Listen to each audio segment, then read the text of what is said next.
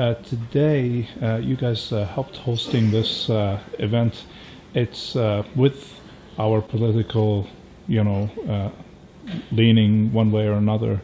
It's kind of hard to stay neutral like in this case. But how did you approach this? It looked more like it was, more academic as opposed to, leaning one way or another.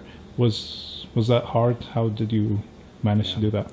No, that's a great question, and of course many of us do have our own perspective and our position, but the job for today was to really try to understand what it is that the citizens of London are thinking about our electoral system and electoral reform potentially.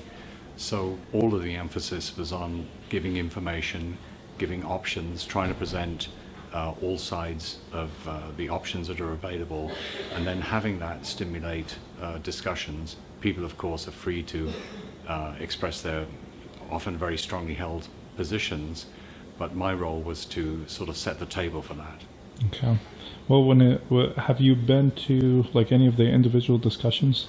Yeah, I've been checking into the focus groups and the discussion groups, and they're really very interesting. And you do get a range of different voices in those groups. There are some people who are obviously have very firmly held beliefs already, and then there are some people who are just seeking more information, who are perhaps leaning in a particular direction, but really what they're doing is they're here to take part in a listening process and may contribute something, but they're really more here for the information.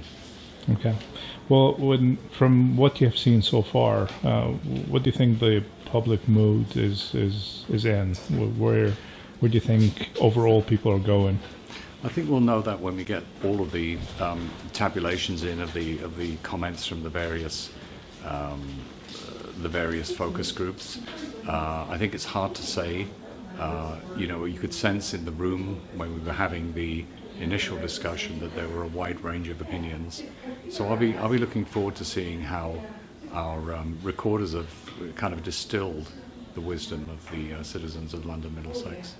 A lot of people are frustrated, I've sensed, and I feel like what they're looking for is a system that fixes, everything that they're frustrated about.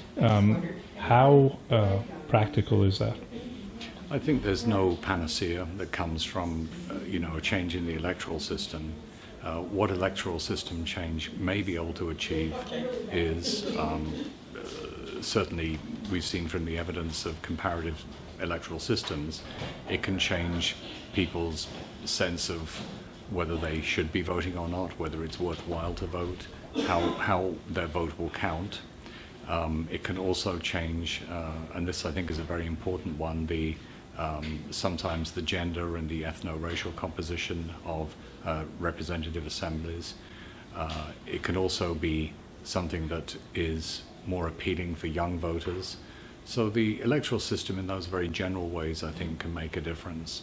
Can you cite an example from your experience of a time when a country changed its electoral system and, in fact, had a more or a higher voter turnout? Yeah, I think the research of Arend Leipart, who's the Dutch political scientist, have shown that over the course of a number of country studies, every time there's a change to a more proportionate system, there is on average an increase in turnout. And was that a significant increase? Okay. Yep. All right. Well, thank you very much for your time. I really appreciate what you have done, and hopefully we'll all come together on something. Yes, let's hope so. Okay. Thank you very much for your time. Thank you.